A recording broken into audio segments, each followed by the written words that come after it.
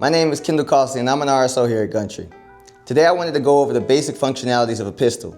Before we start, always remember to read the range rules before you walk into the range, and if you have any further questions, don't hesitate to ask the range desk before you come into the range.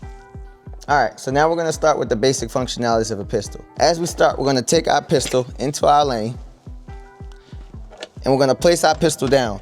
Always remember to keep that barrel pointed forward whenever you place your pistol down. Now, to start, we're going to go over how to load up magazines and the different techniques we can use to load up our magazines. One thing you want to keep in mind, when it comes to loading up pistol magazines, they have two metal ridges. These two metal ridges you cannot push your bullet past. So to load up the magazine, you're going to have to push before the metal ridges and slide under. When you take your second bullet, you're going to put your thumb here to relieve some of that pressure, because the more bullets you put in, the harder it gets. We're going to relieve some of that pressure and put it in our next bullet and slide it right under those metal ridges. This is typically how you're going to load up bullets into a pistol magazine. And if it's a little bit challenging for you, then you can always get a speed loader to help you when loading up bullets in the magazine. So now we're going to go through the basic functionalities on all three ways to load up your pistol to get ready to start shooting.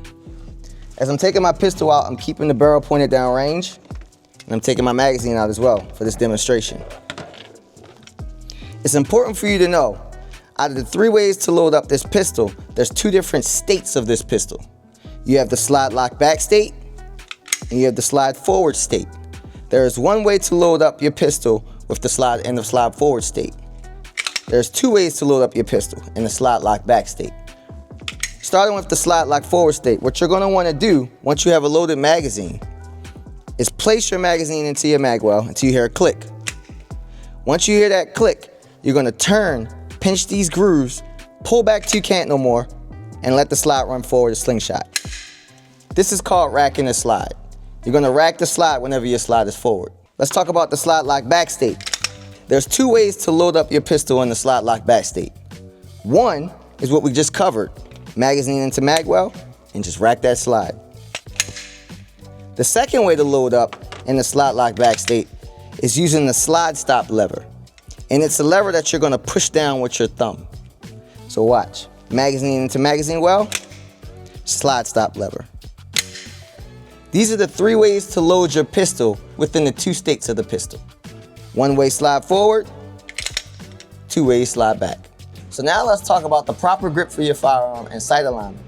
This is important to make sure you keep your firearm stable, you're safe, and you're hitting your target. There's three steps to having a really good grip with your firearm. The first step is taking your dominant hand and getting the webbing of your hand nice and high into that tail. Nice solid grip with your finger up on the slide away from the trigger and outside of the trigger guard. The second step is to now load and make ready with your magazine, while also keeping the barrel pointed down range. The third step is to take your non-dominant hand and place your fingers under your trigger guard and focus on clamping in between your knuckle grooves and your palm. Keeping both thumbs forward, you can now have a safe grip before you get your sight alignment. Your sight alignment should be put in the rear sight and the front sight posts in alignment and parallel with each other, aiming at your target. Very similar to this picture here.